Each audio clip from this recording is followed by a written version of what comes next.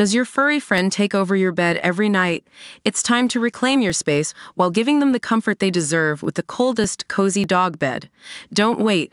Check out the link in the video description to buy now on Amazon. Bernie Sanders has admitted Joe Biden is old, prone to gaffes, walks stiffly and had a disastrous debate with Trump.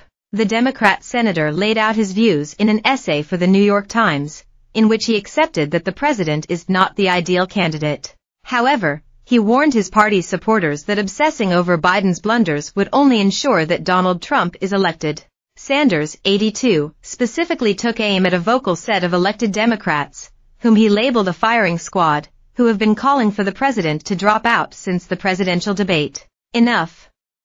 Mr. Biden may not be the ideal candidate, but he will be the candidate and should be the candidate, Sanders wrote. And with an effective campaign that speaks to the needs of working families, he will not only defeat Mr. Trump but beat him badly. It's time for Democrats to stop the bickering and nitpicking. The Vermont rep admitted that he and the president do not see eye to eye on several issues, including U.S. support for Israel's war on Gaza and the Affordable Care Act, which he views as inadequate. However, he defended the president's excellent record in office, as well as his performance in the last few weeks. Biden has stated his commitment to running, but his detractors have used his recent bumbling as proof he does not have the mental capacity to lead. For over 2 weeks now, the corporate media has obsessively focused on the June presidential debate and the cognitive capabilities of a man who has, perhaps, the most difficult and stressful job in the world, Sanders said. The media has frantically searched for every living human being who no longer supports the president or any neurologist who wants to appear on TV. Unfortunately, too many Democrats have joined that circular firing squad.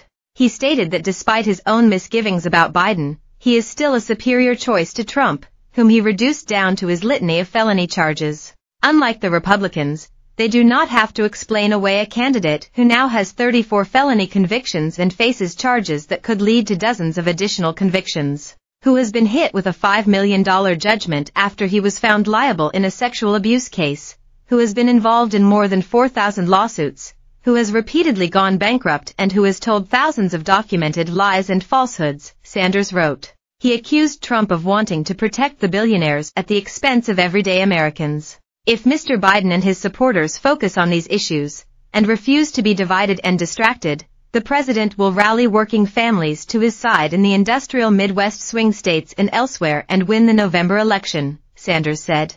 And let me say this as emphatically as I can, for the sake of our kids and future generations, he must win. The essay comes after weeks of embarrassing missteps by the president which have been spotlighted since the car crash presidential debate on June 27.